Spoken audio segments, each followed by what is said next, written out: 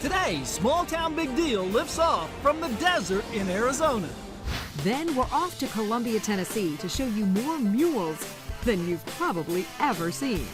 They've been celebrating Mule Day here since the 1840s. Happy Mule Day!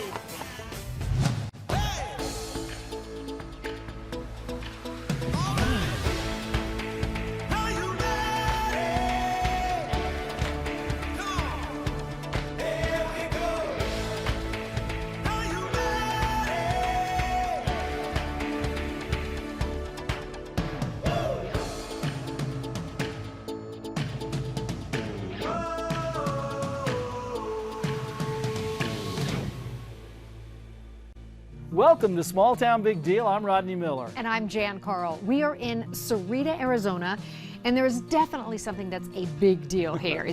Not only physically, historically, on a lot of levels. Yeah, and we're standing somewhere I never thought I would ever stand, and that is in a silo that houses a Titan II missile, and it's the only one that still exists. Some Titan II missiles once propelled American astronauts into space. But when Titan IIs were placed in this silo in 1963, it wasn't to help the space program. What sat on top was an atomic bomb. The yield of the Titan II is 9 megatons.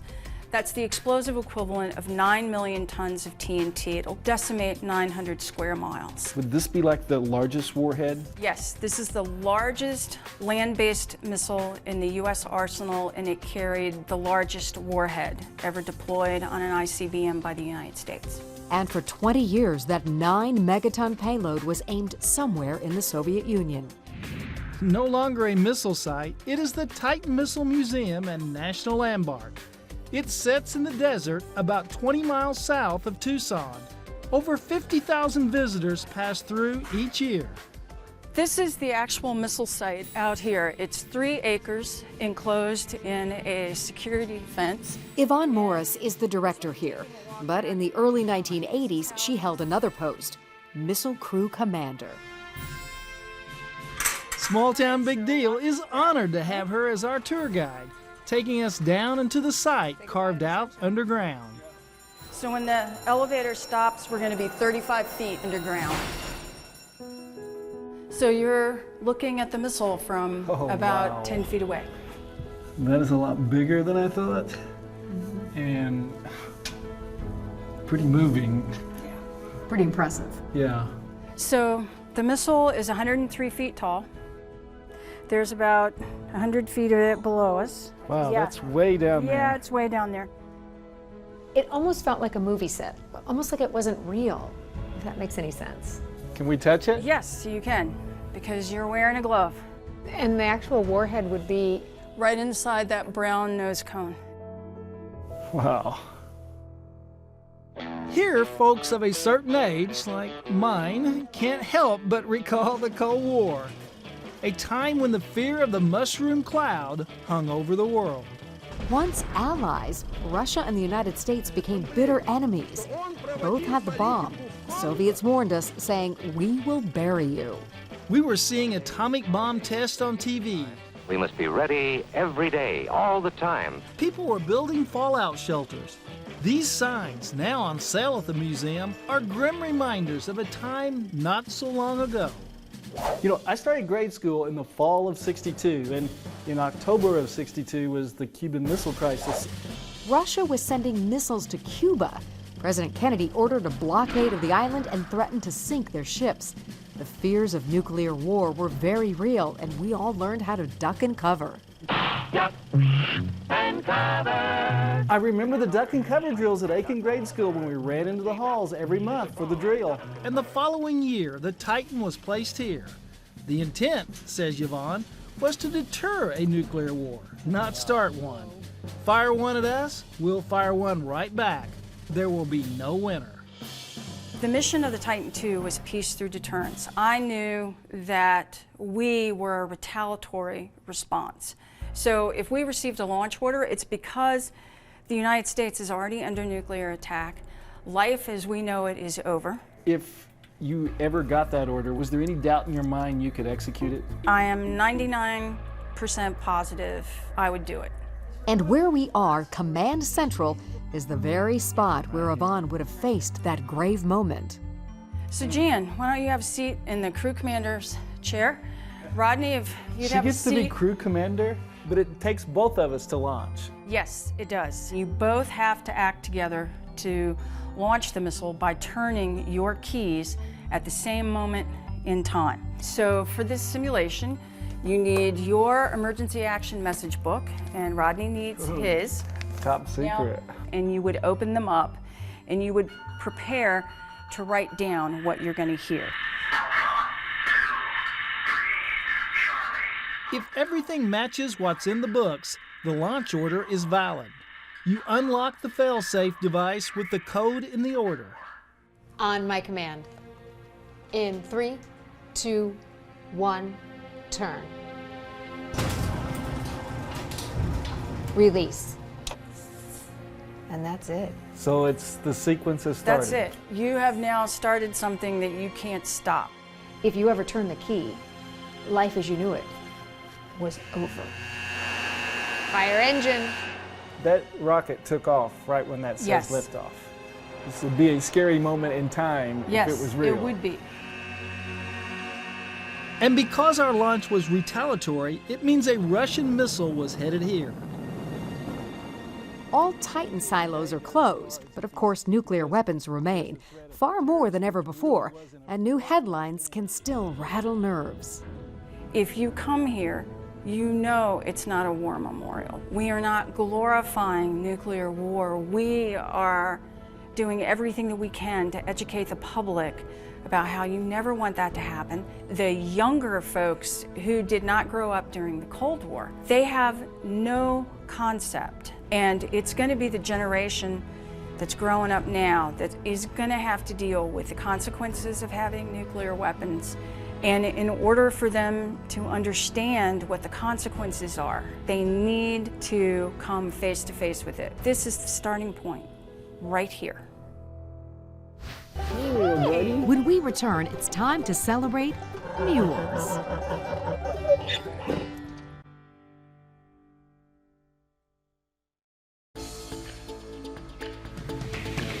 Welcome back to Small Town Big Deal. We are in Columbia, Tennessee. Where for the last 170 years, this town has been celebrating the original form of hybrid transportation. Yeah, but not the kind you're thinking of. This kind has 4 legs. And 2 very large ears. Bigger than mine?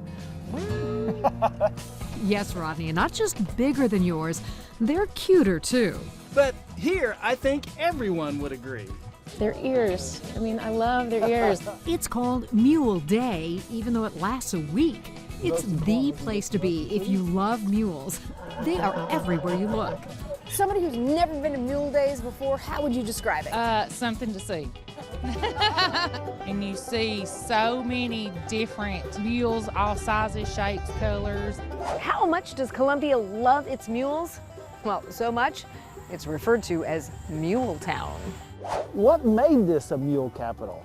Well, the people used to come here years ago and they would bring their mules to town to sell them. It was like a trader's day. They would come here and buy a new team every year, take that team home, train them, break them, they call it, and then they'd bring it back the next year and they could sell it for a profit. Could I drop him off for a year and have him trained? They couldn't break me.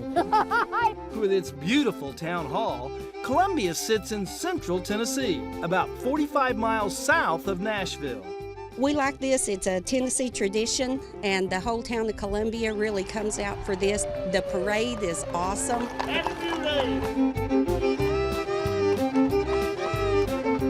The parade is awesome, and we're not just watching it, we get to ride in it with Lori Smart at the reins.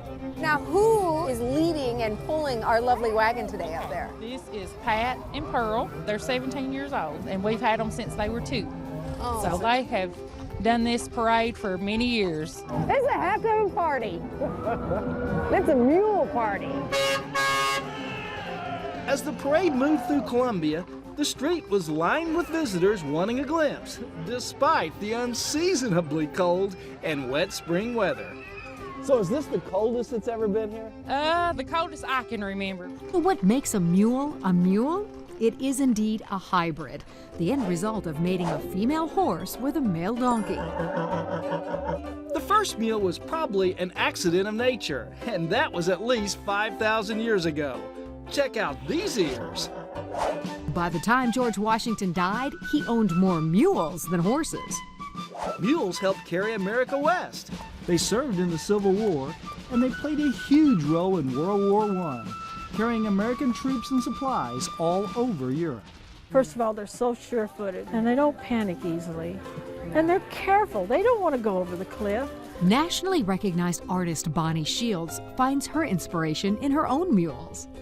We're down to 3 old Molly mules, our last 3 Molly mules. Now, what's a Molly mule? That's a female mule. Oh, okay. So a female is a Molly. And what's a male? John. A John and a Molly. I did not know that.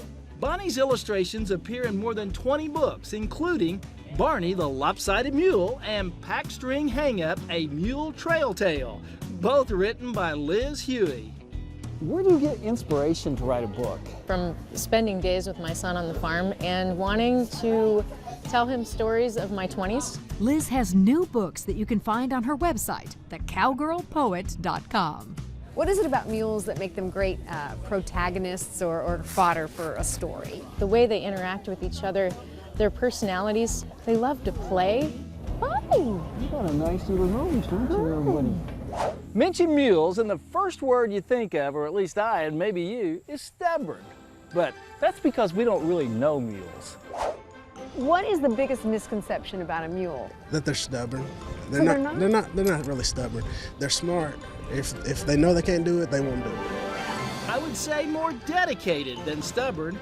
In this competition, they're dedicated to pulling over 2,000 pounds as far as they can in 3 lunges. And on this rainy day, they have the mud to deal with. They're wanting to go, right? Yeah, Even before they're hooked to it. Oh yeah, you have to hold them back.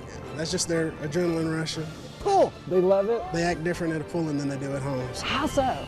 They're more energetic, just on edge a lot more than they are at home. Fred started doing this at 9 years old. All the mule people were quite young when they fell in love with these beautiful creatures. Thomas Arnold here is 10 years old, but he started out when he was just 5. I think it's just cool that I get to sit on an animal and just ride them around and they'll do whatever I say. He loves the attention he gets in competition, and something else, too. I like winning a lot. I won a lot with her. That was a blast. It's that kind of spirit that guarantees Columbia will be enjoying Mule Days for years to come. Next, Jan takes a chance at the Mule Days Auctioneering Championship and gets a lesson from the pros. If I put it in my batter, it'll make my batter better. It'll make my batter better. In addition to mules, Columbia, Tennessee is famous as the home of 88-year-old woodcarver Billy Ray Park.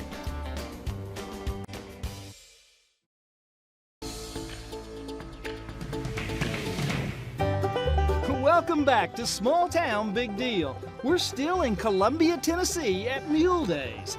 But there is more than the braying of mules in the air.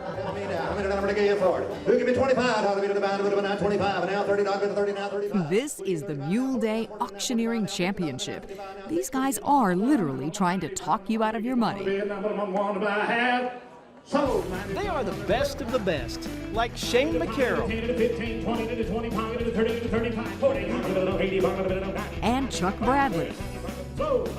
I just picked up on it, and I've always loved to talk, so I might as well try to get paid to do it. Yeah, boy! And this year's champ, Jeff Bynum. Okay, Jeff, how's it feel to be the winner? Oh, wow. Hey, incredible. Matter of fact, when I got started in the auction business, it was right here in Columbia, Tennessee, when I was 18 years old. You can rock your grandchildren. They were selling everything. A hand-carved rocking chair, some ferns, even a baby goat. I nervously joined in while the bids were still low, but it quickly gets fast and furious.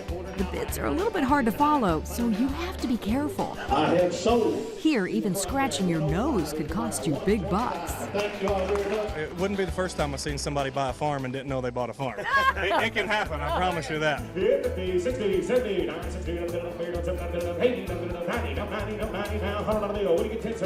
You know, I sell cattle 3 days a week and sell cars 3 days a week. So, 125 and up top. Yeah, but not everybody can do it, right? Well, I think just about anybody's capable of doing it. It just takes a little more work than people give us credit for. How would I start? You got to do a tongue twister, and Betty Botter is probably the most famous. Betty Botter bought some butter, but Betty she Botter said bought some this butter. butter is bitter. But she said this butter's bitter. If I put it in my batter, If I put it in my batter, it'll make my batter bitter. it'll make my batter better. So Betty Botter bought a bit of butter, put it in her bitter batter, made her bitter batter better, so 'tis better that Betty Botter bought a bit of butter. Yeah, Got what, it? What he said. There, now we give it a 47 and a half. So, $45. Looks like that. Now from a rather noisy occupation to one much more quiet. This is Billy Roy Park. We have never met anyone quite like him. Billy is 88 years old, and he has been carving beautiful objects out of wood for more than 70 years. Ever you can think of, Billy has probably carved it. Small Town Big Deal visited his beautiful home in Columbia. He's lived there since he was 15, quietly carving works of art. Who taught you to carve?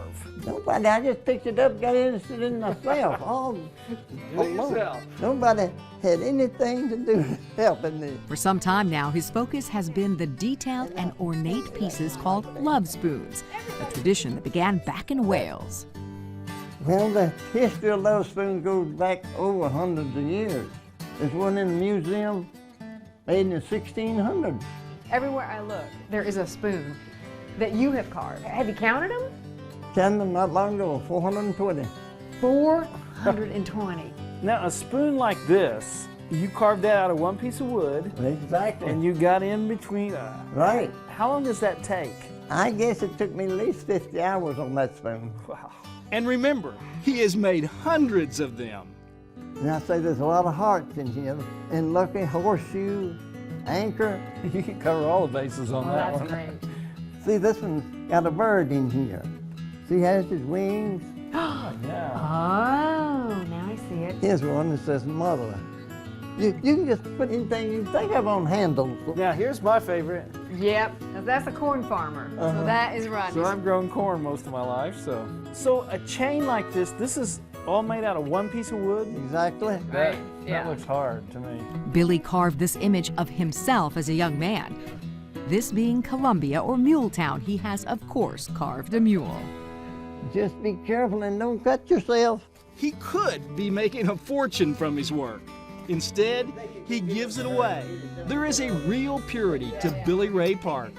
Almost sold one that is on auction on eBay. And how much did that one? $525. And that was for a charity? Yes. Oh, that's very sweet. Why do you think you enjoy carving so much? It's just relaxing to me to do that. If I was making them sell, I wouldn't enjoy it, I don't think at all. Billy says that when he's gone, he hopes his work will sit in a museum. Until that time, we're certain he'll be sitting in his chair, carving away.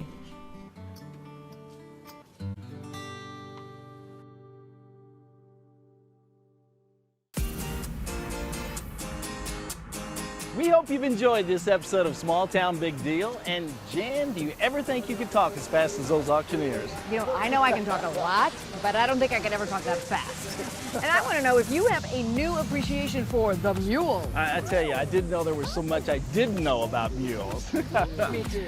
And I love history so much, I'm so glad we got to go to the Titan Missile Museum. You know, we've lived through that era, but I'm glad the museum exists for all the generations that come after us. Yeah. I'm Rodney Miller. And I'm Jan Carl. Join us again next week when once again we celebrate the great stories from across America. Hey, you know what? There may be manure all over the street, and it may be 37 degrees. I got my lip gloss. Isn't that a horse? Yes, sir. This is Mule Days. You're in the wrong parade. If he would carve the way he ate, we'd be done with 400 spoons already.